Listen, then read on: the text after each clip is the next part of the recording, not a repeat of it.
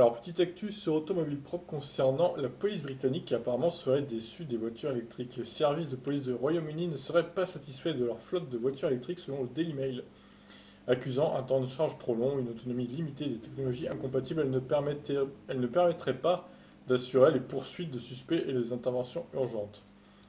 D'accord.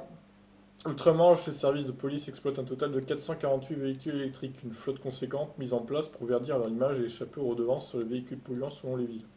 Problème, ces voitures seraient uniquement destinées pour les interventions non urgentes et pour les trajets domicile-travail des chefs. Selon le Daily Mail, qui affirme citer des rapports de police, les voitures électriques ne peuvent pas répondre aux exigences d'une réponse urgente ou de course-poursuite. Ces derniers prendraient trop de temps à se recharger pour être prêts et pourraient manquer de batterie avant la fin de service de car. Mais enfin, ils ont quoi comme voiture électrique? Je vois que c'est une i3 sur l'image là, mais si c'est ça, évidemment, c'est pas la meilleure voiture électrique pour la police, je pense, hein, honnêtement. Le journal britannique explique que 30 des 46 unités de police du pays ont acheté ou loué des véhicules zéro émission pour une dépense totale d'au moins 1,74 million d'euros. À Londres, Scotland Yard dispose de 134 véhicules électriques et souhaite convertir la totalité de son parc en 2050.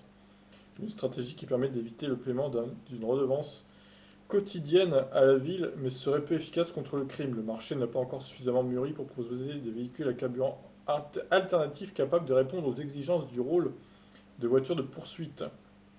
Un défaut également constaté par la police de Staffordshire, qui déclare dans un rapport que ces véhicules ont du mal à faire face aux besoins ardus des services d'urgence.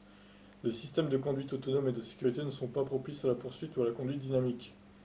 Le freinage d'urgence automatique, le bridage de vitesse maxi et les feux de jour seraient d'autant d'obstacles aux opérations, explique aussi la police de Thames Valley.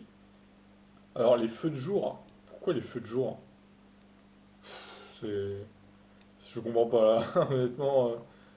En quoi les feux de jour seraient un obstacle en fait aux opérations de police? J'ai un peu de mal là. Bon, évidemment, s'ils ont des i3, comme j'ai dit, c'est pas les meilleures voitures électriques pour faire des courses poursuites, clairement.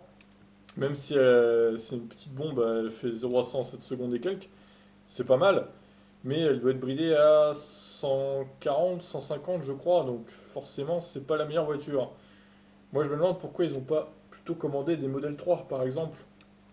Alors certes, peut-être quand ils ont fait leur commande, elle était peut-être pas sortie, mais ils auraient peut-être pu attendre justement qu'elle sorte. La modèle 3, pour le coup, pour la police, ça serait beaucoup mieux, hein. Elle va beaucoup plus vite. Elle est bridée à 200 et quelques, donc pour les courses-poursuites, c'est pas mal. Elle accélère fort. Elle a beaucoup plus d'autonomie qu'une i3. Donc, bon, je pense honnêtement que c'est pas le problème des voitures électriques, c'est qu'ils ont mal choisi leur voiture électrique, les flics de Grande-Bretagne, hein, clairement.